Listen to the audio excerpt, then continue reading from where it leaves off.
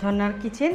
আজকে একটা রেসিপি করে দেখাবো। আজকে বানাবো পাস্তা, হোয়াইট সস পাস্তা। কীভাবে বানায় দেখতে থাকুন। আগে অন্যরকমভাবে বানিয়েছি, আজকে বেড়ে অন্যভাবে বানাবো। আর আগের পাস্তাটা অন্যরকম ছিল। এখানে নিয়েছি পাস্তা সিদ্ধ করে, ম্যাকারোনি পাস্তা সিদ্ধ করে নিয়েছি। এই বাটিতে এক বাটি নিয়েছি, এটা সিদ্ধ হয়ে অনেকটা হয়ে গেছে। এখানে কড়া বসিয়েছি, এখানে বাটার দেবো, বাটাটা গরম হোক। এখানে নিয়েছি রসুন কুচি, রসুন কুচি দেবো। রসুনটাকে একটু ভেজে নিতে হবে, এটা হালকা করে ভেজে নেবো। এটা হালকা করে ভাজা হয়ে গেছে। এবারে এই চামচে দিয়ে 1 চামচে ময়দা নিয়েছি, ময়দাটা দিয়ে দেবো। ময়দাটাকে ভেজে নিতে হবে।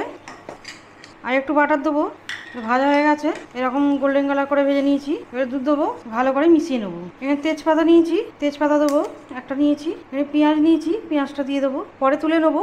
ক্যাপসিকাম নিয়েছি, ক্যাপসিকামটা দিয়ে দেবো।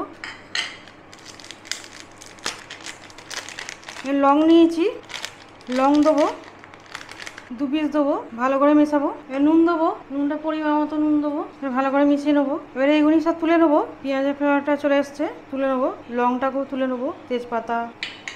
এবারে অরগ্যানো দেবো, ছোটো চামচে 1/2 চামচে দিলাম। চিলি ফ্লেক্স দেবো, ছোটো চামচে 1/2 চামচে চিলি ফ্লেক্স, ভালো করে মিশিয়ে নেবো।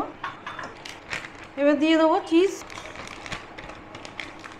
চিজ নিয়েছি, চিজ দেবো, ভালো করে মিশিয়ে নেবো।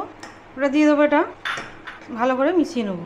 এবার হয়ে গেছে, নামিয়ে নেবো, বন্ধ করে দিলাম। এবার তুলে নেবো, এর সাথে তুলে নেবো। আর এটা খেতে খুবই ভালো লাগে। আর এটা আমরা বাইরে কিনে খাই, খুব সহজে বাড়িতে বানিয়ে নেওয়া যায়। অবশ্যই ট্রাই করবেন, এটা খেতে খুবই ভালো লাগে। ছোটো থেকে বড় সবাই পছন্দ করবে। এর সবটা তুলে নেবো। একদম রেডি পাস্তা। উপর দিয়ে চিলি ফ্লেক্স দিয়ে দেবো, অরগ্যানো দিয়ে দেবো। একদম রেডি হোয়াইট সস পাস্তা। আমার রেসিপি যদি ভালো লাগে বন্ধুদের শেয়ার করবে, লাইক করবে আর সাবস্ক্রাইব।